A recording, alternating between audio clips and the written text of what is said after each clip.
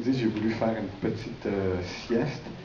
Et malheureusement, j'ai pas réussi à faire une sieste parce que juste à côté de mon hôtel, il y avait une manifestation. Et je ne sais pas si vous faites des manifestations quand je suis pas à Paris. Mais quand je suis à Paris, il y a toujours une manifestation. C'est vraiment, ils étaient toute l'après-midi.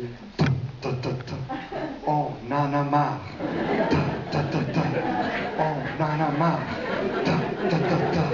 On en a marre. Et moi aussi, j'en avais marre. Je suis ravi d'être ici à Paris. Donc, on m'a dit d'être très, très bref au départ.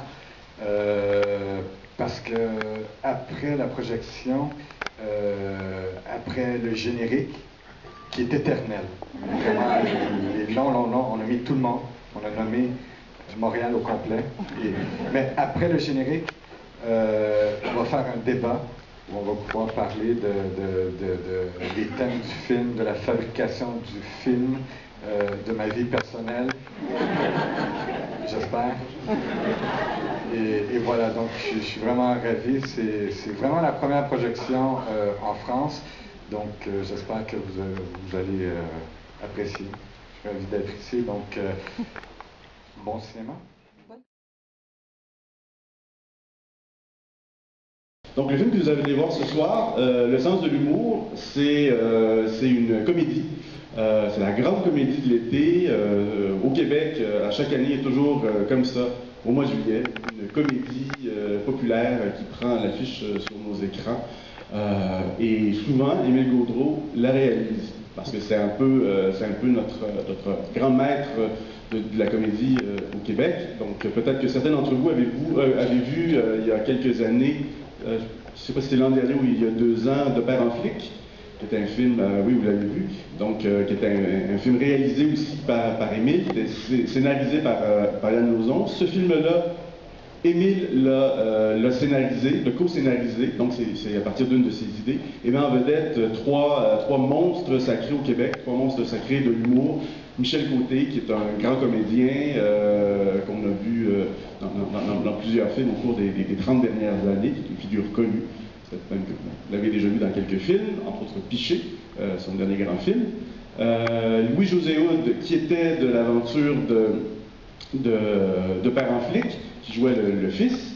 Vous allez le reconnaître, entre autres à son débit. Je ne sais pas si le film est sous-titré, j'espère pour vous qu'il est sous-titré, parce qu'avec Louis-José Hood, vous risquez peut-être d'en perdre quelques bouts. Et sinon, le troisième comédien, c'est Benoît Brière, qui a été un peu moins vu au cinéma, mais quand même dans un film qui a connu un certain retentissement en France, La Grande Séduction. Donc c'est lui, La Grande Séduction, vous reconnaîtrez probablement Benoît Brière, qu'on voit trop plus souvent malheureusement au cinéma. Donc voilà, sans plus tarder, on peut débuter la projection et je souligne la présence en ce moment de FM Le Sieur, le compositeur de la musique, qui est avec nous, derrière, qui se cache derrière, juché sur son estrade.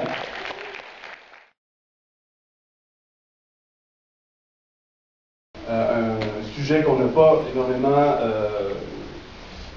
exploré au cinéma ces dernières années. Je pense que les derniers films sur ces questions-là datent des années 60. Moi que je me trompe, mais enfin, donc voilà, il fallait une bonne dose de culot en 2010 pour se réattaquer à ce sujet un peu trouble de notre culture. Donc voilà, sans plus tarder, les réalisateurs Mathieu Denis et Simon Lavoie.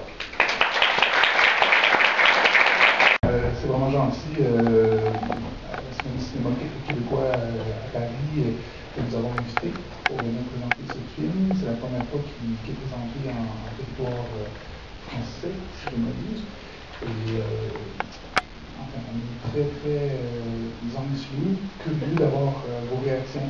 Et on sera là après la projection pour répondre à vos questions. Soyez pas gênés, on est vraiment ici pour entamer un dialogue. C'est un film, je crois, qui va prêter à interprétation. Donc, vos questions seront bienvenues.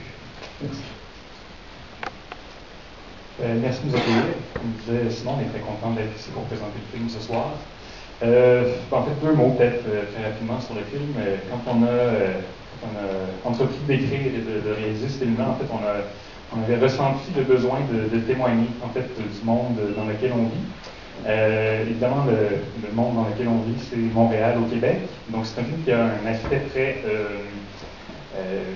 très ancré dans la réalité québécoise, mais je pense qu'un des grands espoirs qu'on a, c'est que malgré tout, il y a à travers ce qu'on vit, en fait, il y a des choses universelles que peut-être vous vivez aussi ici et dans lesquelles vous reconnaîtrez, espérons-le. Donc, bon visionnement.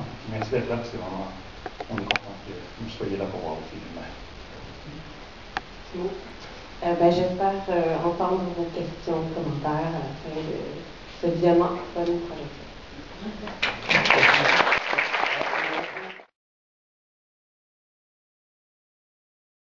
Beaucoup de notes sonores, ce qui est rare dans les scénarios. En fait, c'est même absent en général. Il faut plutôt aller demander au cinéaste, il faut un peu fouiller dans le cinéaste finalement ce qui pourrait correspondre dans le son comme narration. Tandis que Stéphane, c'est l'inverse en fait. C'est lui qui arrive avec plein de choses. Et c'est à nous finalement de rentrer là-dedans. Mais c'est lui, en fait, Stéphane est musicien, comme la présentation qui était faite tout à l'heure. Donc c'est un autre rapport. Il est très. En fait, il pourrait faire même le son de ses films. Donc, travailler avec Stéphane, c'est comme si on était un peu tous les deux à la salle de montage. On est un petit courroux, mais c'est très, très différent. C'est rare, en fait, que ça se produit. C'est un moment assez magique parce que ça monte un peu de cran. Enfin, Stéphane pourrait tout faire parce qu'il est aussi monteur, dont le film de Stéphane Talardeau, M. Lazare qui sera présenté en clôture, et Stéphane en est le monteur aussi. D'ailleurs, comment le monteur en toi traite avec, parce que c'est Sophie Leblond qui a monté le film, donc tu ne me montres pas tes films toi-même. C'est important pour toi de prendre ce recul-là. Il y a des décisions que je finis par prendre, et c'est moi qui finis par trancher, mais j'aime ce premier regard-là sur le matériel, que moi j'ai pas. Oui, c'est ça. Par exemple, ça n'a pas été le cas dans ce film-ci, mais dans le premier, ça a été le cas, par exemple, couper un acteur complètement d'un film, c'est une grosse décision qui personnellement est difficile, mais si le film en a pas besoin, le film en a pas besoin. Mais humainement, c'est difficile parce qu'il faut quand même rétablir cette personne-là qui a tourné 4-5 jours, puis tu lui dis depuis notre film. C'est plus facile pour le monteur de le faire que pour... En fait, c'est moi qui fais le téléphone, mais la coupe, c'est la... Alors voilà, je ne sais pas si vous avez commentaires, questions pour Stéphane.